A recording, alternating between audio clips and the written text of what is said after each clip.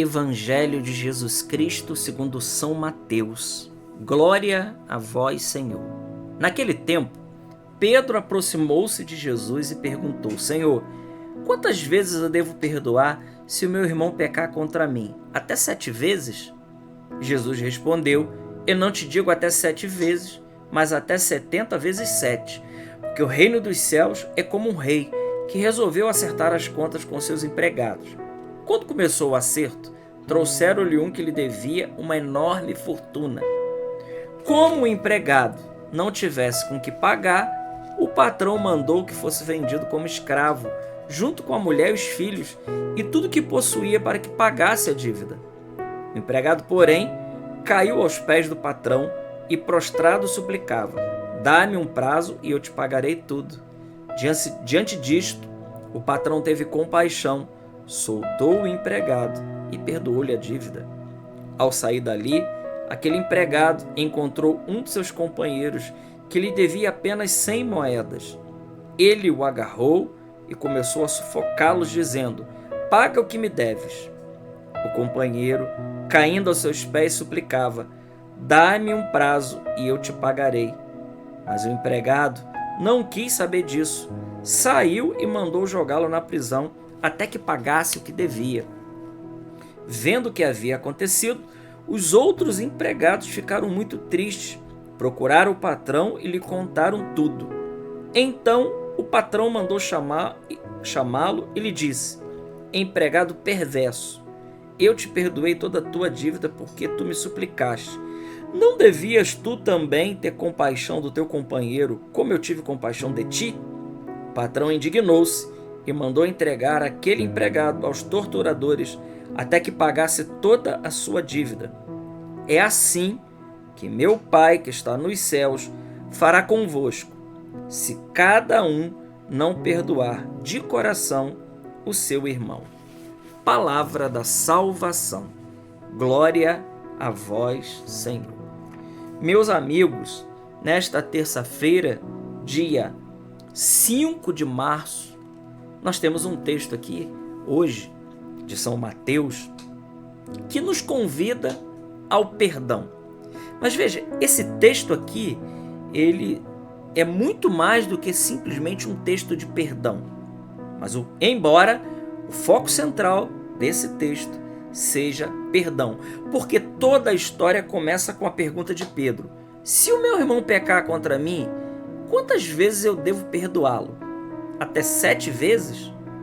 E Jesus então responde: eu não te digo até 7, mas 70 vezes 7. É claro que Jesus não está dizendo que nós precisamos perdoar 490 vezes. Se o irmão errar 491, aí nós já não estamos mais obrigados a perdoar. Não. Aqui significa que nós devemos perdoar sempre. Sempre. Nós vamos voltar a falar o que é o perdão verdadeiro, que muitas pessoas não entendem essa graça do perdão. Mas eu gostaria de voltar aqui na história que Jesus contou. Jesus fala de um empregado que precisava acertar contas com seu patrão. E quando chegou o dia do acerto, e aqui quem precisa pagar algo, e quando está chegando o dia de você acertar aquilo e não tem o dinheiro, a gente já fica preocupado, né? Já bate um nervosismo, porque nós temos uma dívida para ser quitada, nós temos algo para pagar. Quem já passou por esses apuros, né, na vida financeira entende bem o que significa essa prestação de contas que esse empregado deveria fazer com o seu patrão. Ora, olhando para esse texto e fazendo uma leitura espiritual do texto, porque é assim, né, irmãos? Nós precisamos mergulhar e não ficarmos somente na letra. São Paulo diz que a letra por si só ela mata. Nós não podemos ficar só na letra. Nós temos que buscar na Bíblia, especialmente um sentido espiritual. E quando nós olhamos para isso, nós vamos ver que quem é esse empregado que tinha uma dívida impagável? Veja, nos evangelhos paralelos, fala inclusive que essa dívida, né, essa dívida aqui que esse empregado devia, era uma dívida impagável, né? Acredito que São Lucas, ele coloca valores, e se a gente for transferir isso para o dinheiro da época, nós vamos perceber que era uma dívida impagável. Ou seja, o que o Evangelho está querendo nos dizer? Bom, esse homem que devia essa fortuna é a imagem da humanidade. Ora, quem tinha uma dívida para pagar impagável diante de Deus? Nós. E o Salmo 48 vai dizer exatamente isso. Caro demais é o preço do nosso resgate. Nós não conseguimos pagar isso. Salmo 48 vai dizer exatamente isso, que o preço do nosso resgate é um preço impagável. Então veja, nós contraímos uma dívida com Deus, uma dívida impagável, porque o que Jesus fez por nós foi algo que nós não conseguiríamos fazer por nós mesmos. Porque a ofensa que nós fizemos foi uma ofensa de valor infinito, porque ela foi dirigida a Deus. Então, como o ser humano ele não é infinito, ele passou a existir a partir de um momento. Nós somos seres, como nos ensina a filosofia, contingentes. Isso quer dizer que eu estou aqui, existo, mas eu poderia não existir. Deus pensou em mim. Deus, ao me criar, ao criar a minha alma imortal, Ele não só a criou, mas Ele sustenta a minha alma no ser, o tempo todo.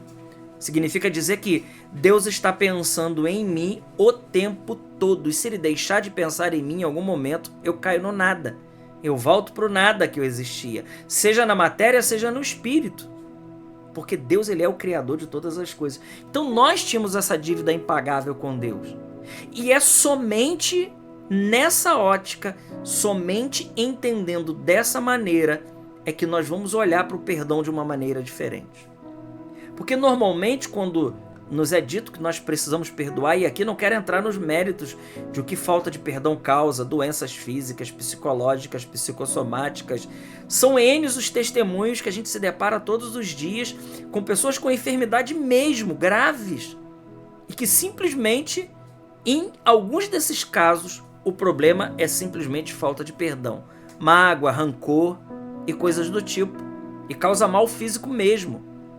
Então, para dizer para nós que, sem entrar nesse mérito, mas para dizer que, olhando para nós, que tínhamos uma dívida impagável com Deus, Ele veio, assumiu a nossa natureza, pagou tudo isso por nós, como nós não vamos perdoar o nosso irmão se pecar contra nós?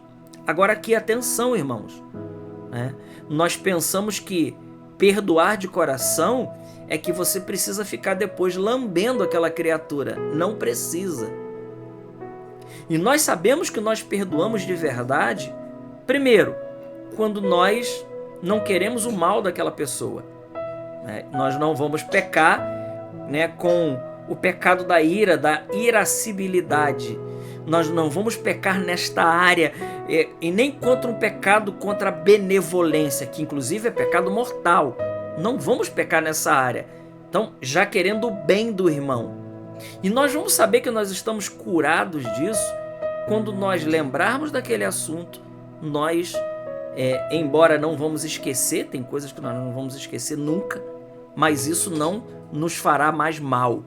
Isso não mais nos arrasará. E aí nós sabemos que nós perdoamos de coração. Perdoar de coração é isso. É não querer o mal do outro. Agora, volto a dizer, né? Nós não precisamos mais conviver. Não precisa conviver. Não precisa. Há situações que a convivência, de fato, ela se torna impraticável. E por uma série de coisas que não cabe a gente aqui falar.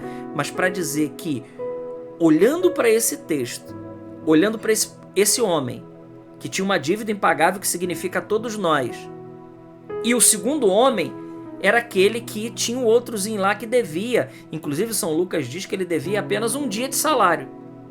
O homem não perdoa. Então essa imagem do segundo homem aqui, daquele que foi perdoado, mas que não perdoa o outro que devia a ele, é uma imagem nossa também. Nós fomos perdoados por Deus quando não merecíamos. E nós não somos capazes de perdoar o nosso irmão quando erra contra nós. E veja, aqui está o importante. Como termina o Evangelho? O Evangelho termina dizendo assim: é assim que o meu Pai que está nos céus fará convosco, se cada um de vós não perdoar o seu irmão de coração.